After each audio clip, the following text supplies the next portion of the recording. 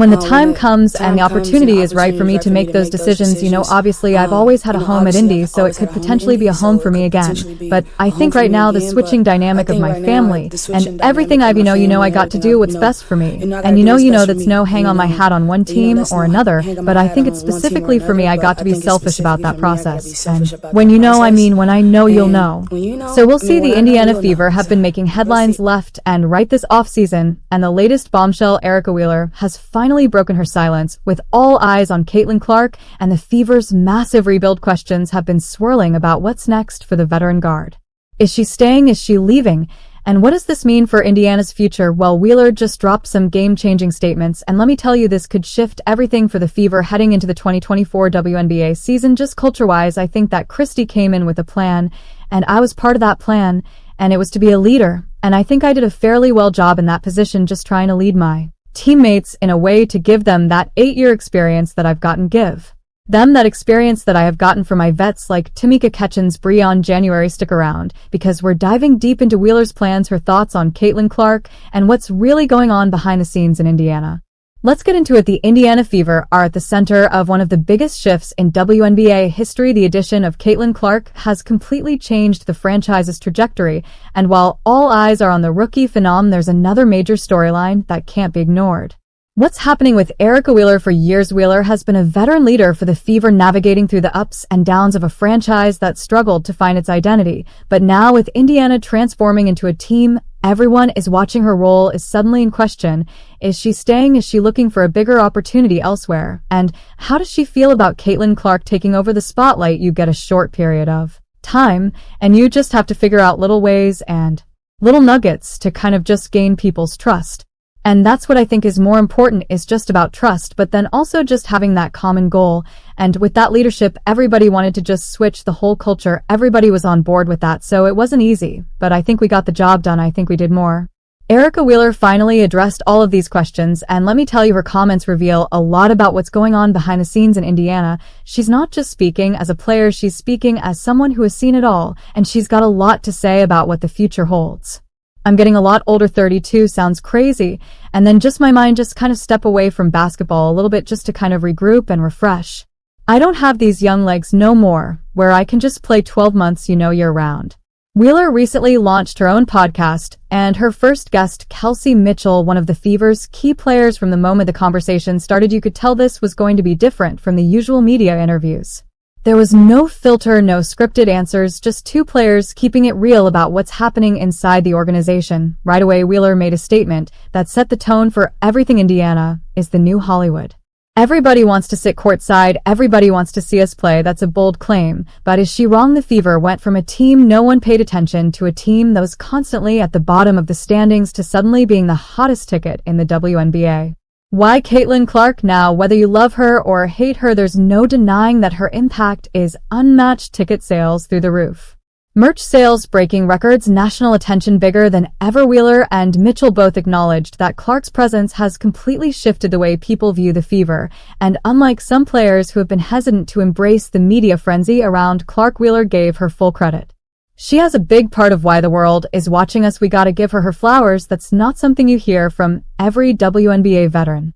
Some have been frustrated that Clark is getting so much attention while other stars in the league have been grinding for years with barely any recognition. But Wheeler, she sees the bigger picture. For someone who has been in Indiana for years, this is a massive shift. For the first time in a long time, the Fever aren't just hoping to be relevant, they are relevant. That brings us to the biggest question. Where does Wheeler fit in? She's been the steady veteran presence in Indiana, guiding the younger players and helping to build a culture, but with Caitlin Clark stepping in as the new face of the team, does that change things? From the way Wheeler spoke, it's clear that she's been thinking about her future. She was careful with her words, but there was definitely a sense of uncertainty. She made it clear that she still considers herself part of the Fever for now, but she also didn't commit to anything beyond that. The reality is, at 32 years old, she's at a point in her career where winning matters more than ever, and let's be real, the Fever haven't exactly been a winning team for a while. So the question becomes, does Wheeler believe Indiana is truly ready to compete, or is she looking for a team that can give her a better shot at a championship? One of the most interesting things she said was about how many changes she's seen in Indiana over the years. She's played under 4 different head coaches in her time with the Fever. That kind of instability makes it hard to build something solid, and she acknowledged that for a long time Indiana felt like a team that was just trying to figure things out. But now things are different. She described how early in her career she wasn't sure if she would sink or swim in Indiana. She admitted that she wasn't always confident that her spot was secure. That's a big deal because even though Wheeler has had a strong career, it hasn't always been easy. She's had to prove herself every single year. And now, as a veteran, she's facing another challenge, proving that she still belongs on this team. The addition of Caitlin Clark changes everything, and Wheeler knows that she's been a leader for this team. But when you bring in a player like Clark, someone who is expected to take over the offense, run the show, and become the new face of the franchise, where does that leave Wheeler? Does she take on more of a mentorship role? Does she still get significant minutes? Or is she slowly being phased out as the Fever move into a new era? That's where things get tricky. Wheeler has been a fan favorite, but at this stage in her career, she needs clarity. She needs to know what her role will be. And if Indiana can't give her that, there's a real possibility that she might look elsewhere.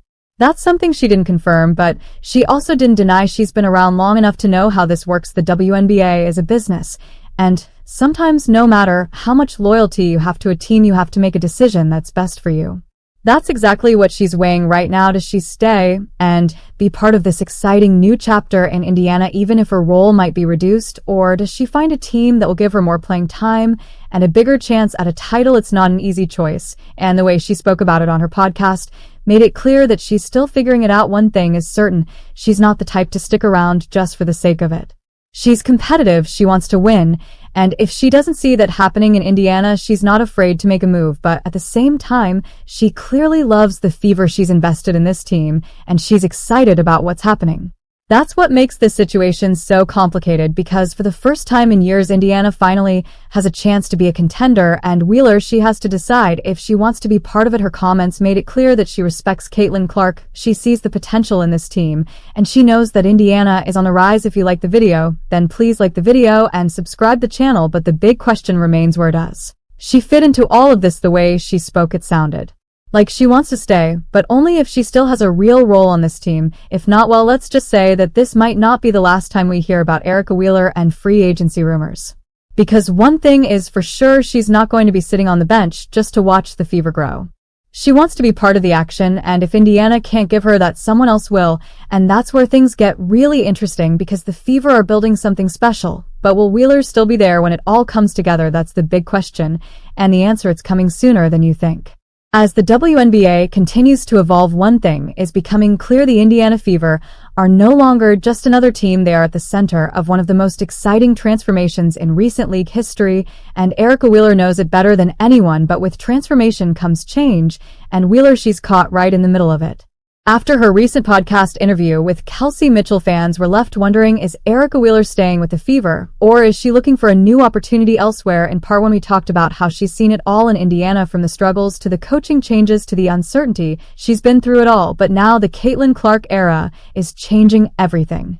So where does that leave Wheeler? Her comments in the podcast gave us a lot to think about, but there's more to unpack, because this situation isn't just about her future, it's about how the Fever are constructing their new identity. The Fever haven't been contenders for years, but now they have the talent, the national attention, and a new leader in Caitlin Clark. The tricky part, figuring out how to balance veteran leadership with the need to build around Clark. And that's where Erica Wheeler's situation gets even more complicated. On the podcast, she spoke about how much change she's witnessed in Indiana. 4 different head coaches in her time with the team, a constantly shifting roster, franchise that until now never had the stability it needed to compete. But now, for the first time in years, the Fever have a real plan, and that plan, it revolves around Caitlin Clark, Aaliyah Boston, and Kelsey Mitchell. That's the core of this team moving forward. Wheeler knows that she respects it, but it also means that her role is no longer guaranteed.